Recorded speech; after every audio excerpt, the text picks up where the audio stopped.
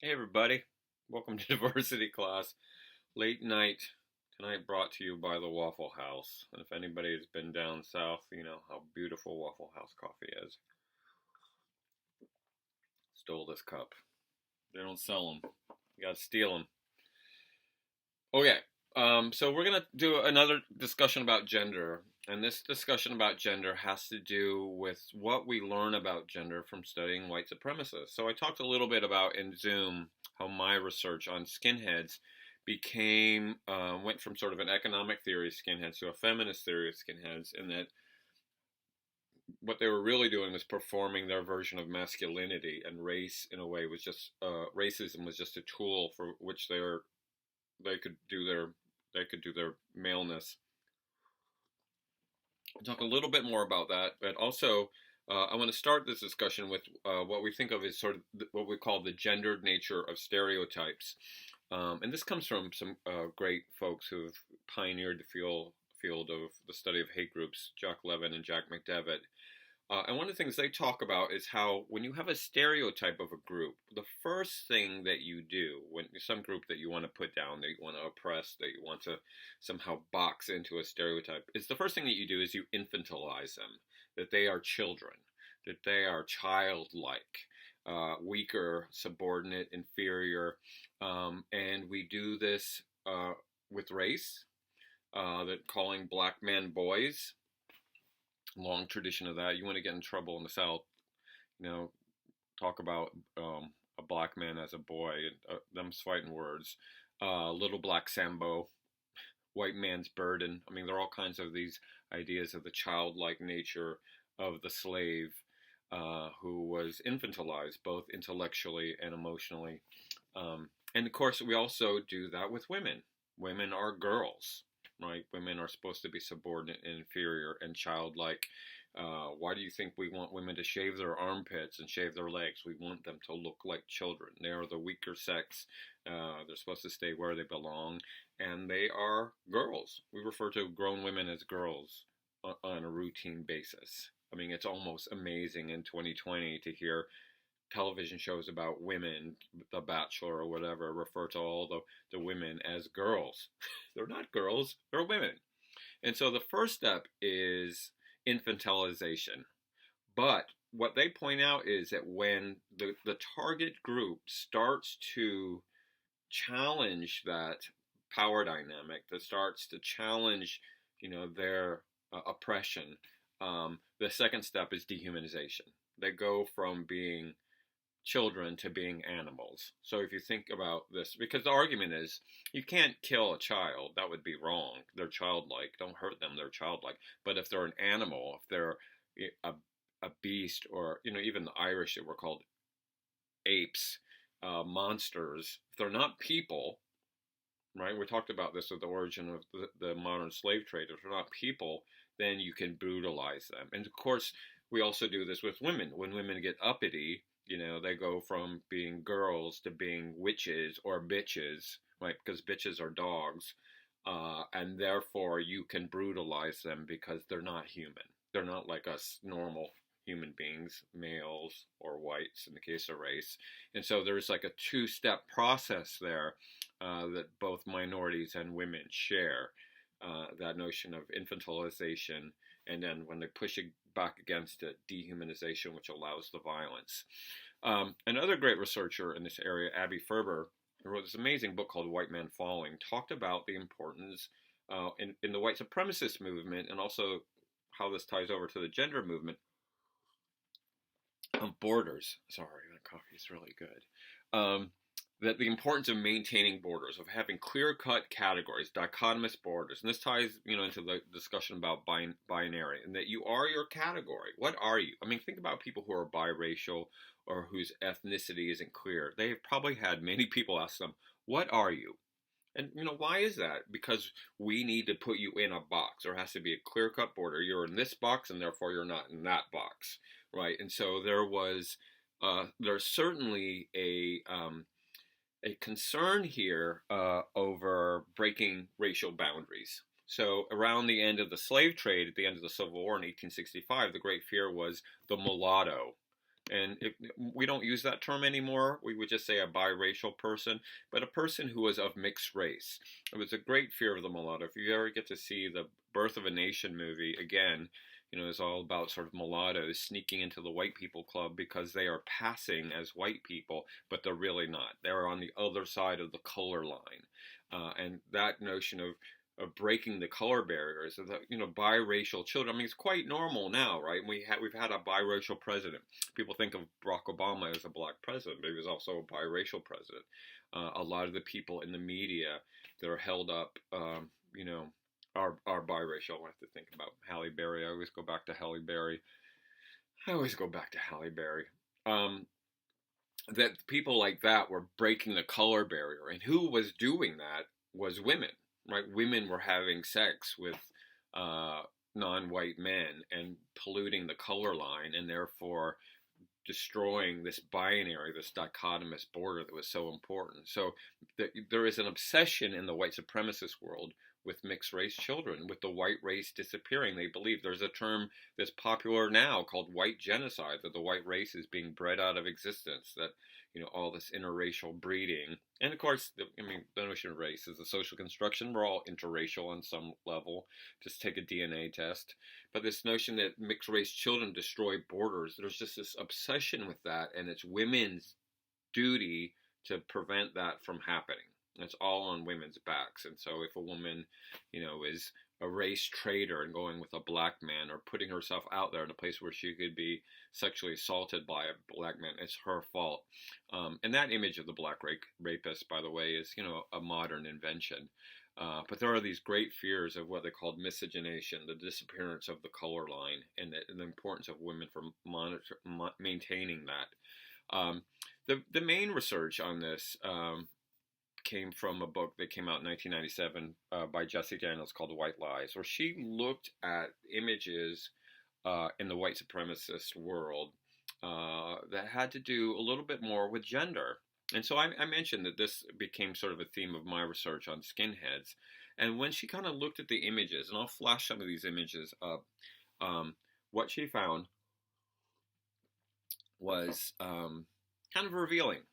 When you see images of white men, and of course in white supremacist literature, whether it's on album covers or flyers that they put out, or propaganda, or now the stuff that you see on websites, there are tons of images of white men.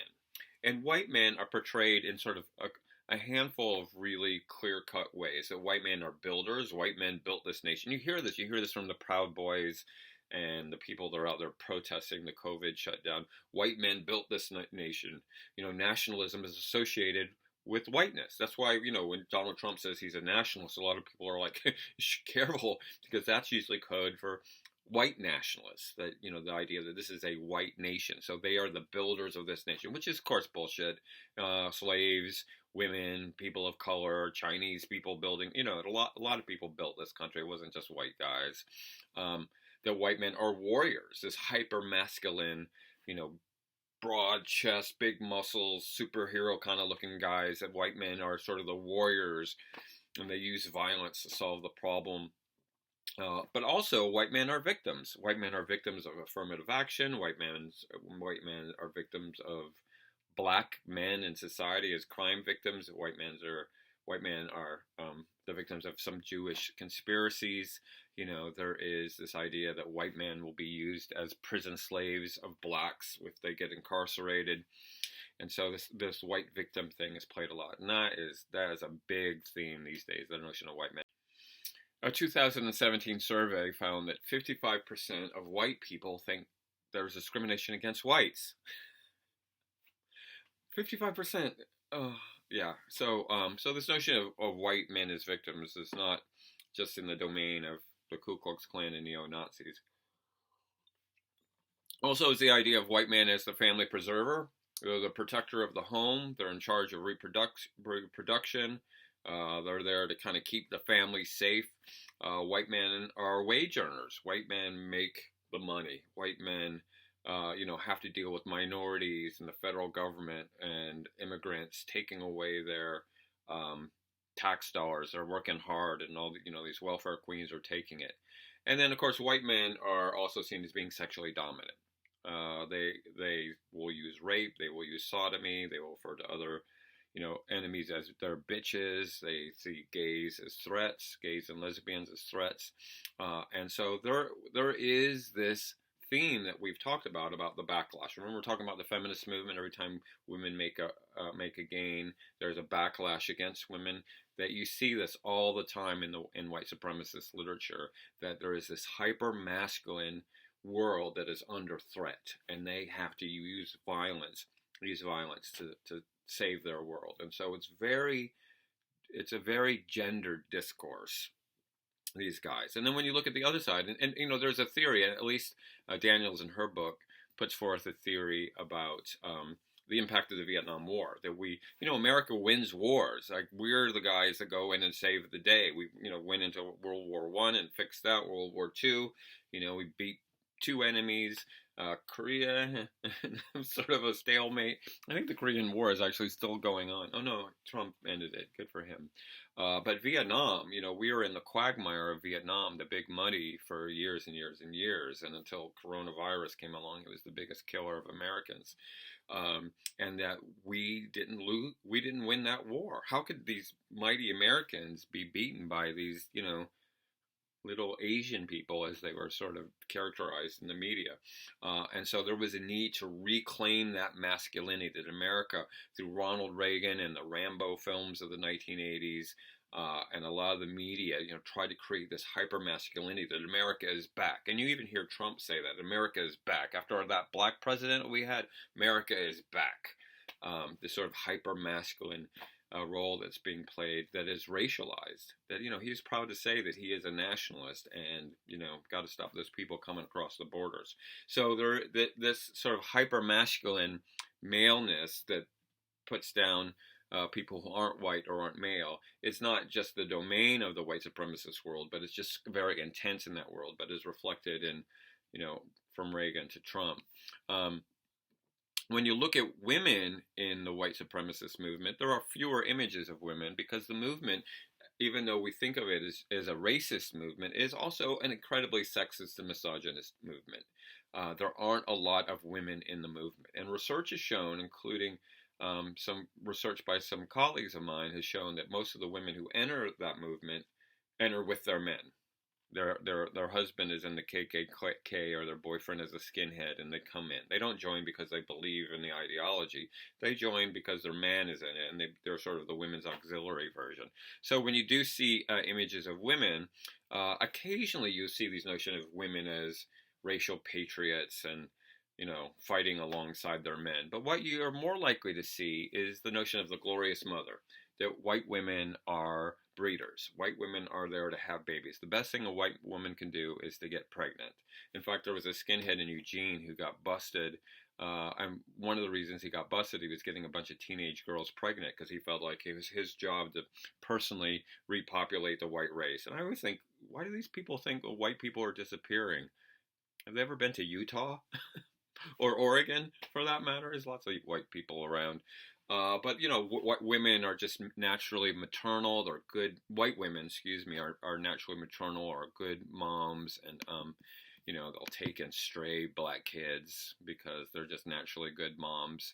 And it's in their nature. And so that's a dominant narrative, is women as mothers. You also see white women as objects of sexual desire being used to lure white men. But, this is also something that's reinforced in society, that blonde and blue-eyed is the most beautiful image in our socially constructed version of beauty, and therefore for these folks it's proof of white beauty, but white women as things to look at.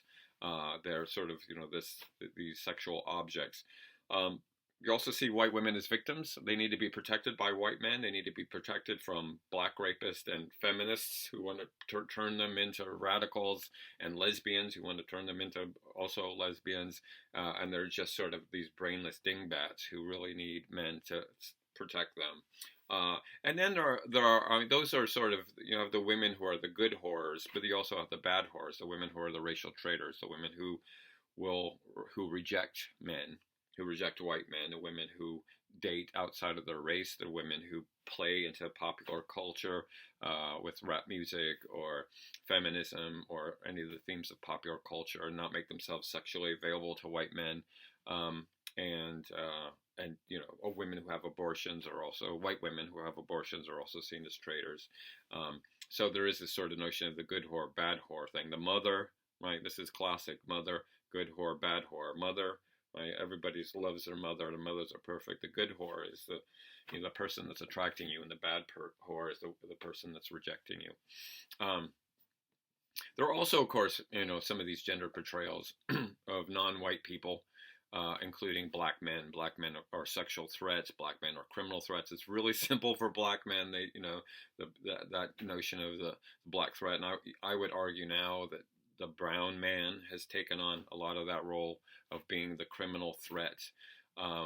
Trump loves to tell stories about brown men with white female victims, because white women are just so at risk from non-white men. That's a story that you get over and over. And of course, we know from the data that white women are overwhelmingly at risk from white men, right? I mean, that should go without saying, anybody who knows the data. And that black women are also portrayed as sort of the welfare mother. And this is something Ronald Reagan used a lot. He loved to tell the story of the welfare queen on the south side of Chicago that had 6 Cadillacs with her food stamp money, and are aggressive, are masculine, are asexual or over-sexual, the kind of Jezebel. And some of that stuff, pops up in Disney movies. When you see, we just watched Pocahontas. God, all these Disney movies have to come with a deep discussion with the 5-year-old. But you get very virginal women in Disney films, the princesses and Snow White and all that, and then you get Pocahontas, and no, she's just two-dimensional, but she's a little bit provocative. She actually has curves. She's got, breasts, and her shoulders are showing, and she's the sexualized brown person. And we get that a little bit in Aladdin, and, anytime there's sort of a brown female cartoon character, they're much more sexual, because that's the notion is, white women are virginal, and brown and black women are hypersexualized. And then, of course, Jewish men are portrayed as, these non-masculine conspirers of the Great Conspiracy. They're criminal, they're pedophiles and predatory bankers, and they're threatening white men in many ways, taking their jobs away to make money overseas, or circumcising them. There's a whole thing about, Jewish men circumcising Gentile men to remove their maleness. And that, they're behind homosexuality, and they're behind feminism, and they're behind pornography, and everything has sort of this Jewish hand behind it. And of course, all my Jewish friends are like, we run the world? How do I get in on that? Yeah, these people believe that. And that, like I said, that has been around for a while. And then the Jewish women are, it was just funny, the thing about Jewish women, and one of the things that she found in doing this research is that the most common stereotype within Jewish culture of Jewish women is the Jewish mother. Like any Woody Allen movie, with the 3,000 foot tall Jewish mother hovering over Woody Allen. They don't watch Woody Allen movies. They don't get that. What they get is that Jewish women are brainwashing Christian children, becoming teachers, teaching them about socialism and communism and homosexuality and all that stuff, and anti-Christian. And also they are Japs, Jewish American princess. They're rich and spoiled and unfeminine, which is quite hilarious when you think about the reality of that term. And so what we see when we look at this is that the white men are hyper-masculinized, black men are masculinized, hyper-masculinized, but beyond the point of being real men, to the point where they are animals. White women are portrayed as mothers and victims, and minority women are sort of also masculinized. And so it's all about maintaining these sort of narrow gender roles. And so when we look at intersectionality, when we look at discrimination and oppression, what we're also looking at is how patriarchy, right? As that's what we're calling it, or how misogyny, or how sexism, how sort of male power informs the other biases. That in a sense, these other biases become a manifestation of the primary goal, which is to maintain patriarchal power from these threats, from Jewish, business owners, or black rapists, or women who want to turn our women, our women, because like we really own so many, into lesbian, I don't know, strippers, whatever. And so anyway, it's a way of thinking about sort of the intersection of these things, and that research really helps us think about what's happening right now in the mainstream media, including in the mainstream political world, including these shutdowns, these protests against the coronavirus lockdowns that we're going through. There's a total hyper-masculine thing happening there. All right, I just wanted to drop that little video off on you late at night. It is now 1:43 in the morning. All right, I'm going to thank the goddess for coffee and go edit this video. All right, we'll see you when we see you.